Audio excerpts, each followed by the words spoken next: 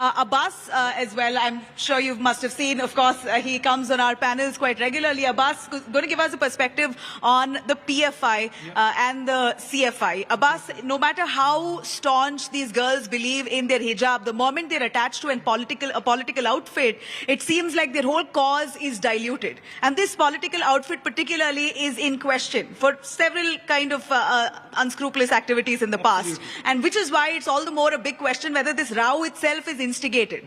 I completely agree on one front with the Bharatiya Janata Party. Over the last 7 years in power, they've been saying they will ban the Popular Front of India. I condemn the Popular Front of India and I tell you to ban them. Why haven't they? Time and again they say these fringe elements are coming and instigating the people. Instigation on both their ends is wrong. If the Muslim girls are being instigated by the PFI, I can tell you that even the saffron wearing, shawl wearing students are also instigated by the RSS. The fact of the matter here is, if you are speaking about the Udupi school, Alia in her petition, Sarfa and Sayada have mentioned in the admission school prospect of the school rule book that the headscarf along with the uniform is allowed. The debate here is that everybody agrees that uniformity must be there, uniform must be there. But I tell you, I have a question here. The Constitution allows for minority institutions to frame their own guidelines.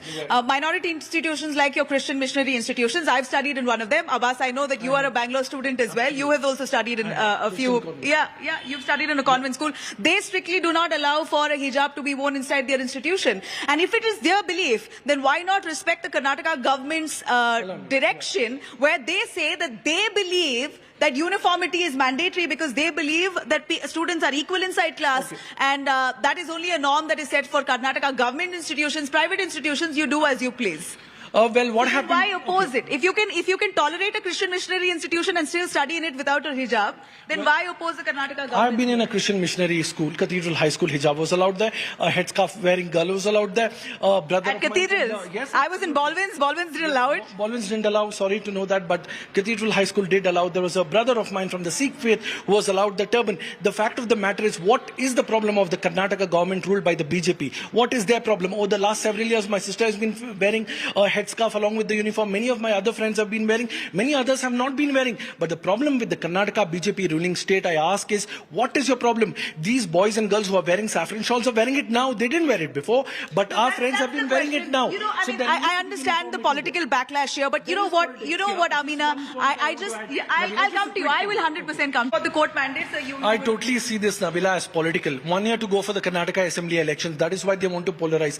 They want to polarize. If they blame the Congress for minority appeasement, the Bharatiya Janata Party is doing majority appeasement. Why? Because they'll get the votes. Even the UP elections is coming up. So they want to polarize on all fronts. Let me tell you, this judgment will be a landmark judgment, and it will have its ramifications across India, because in every nook corner of the city-state, Muslim women have been wearing headscarf.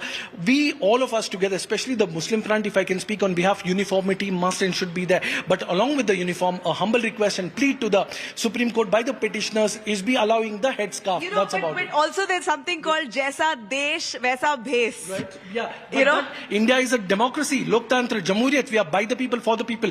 We are a sovereign, socialist, secular republic. We are not ruled by a state. Today... Don't you think hijab wearing is a regressive move? I'm just asking. Is it regressive? Is the Islamic practice so regressive because you don't allow the woman to show her identity? It's a very good question whether women who wear hijab are regressive or not. Yeah. I tell you not. The Federation of International Football Association has allowed a complete hijabi team of women's football.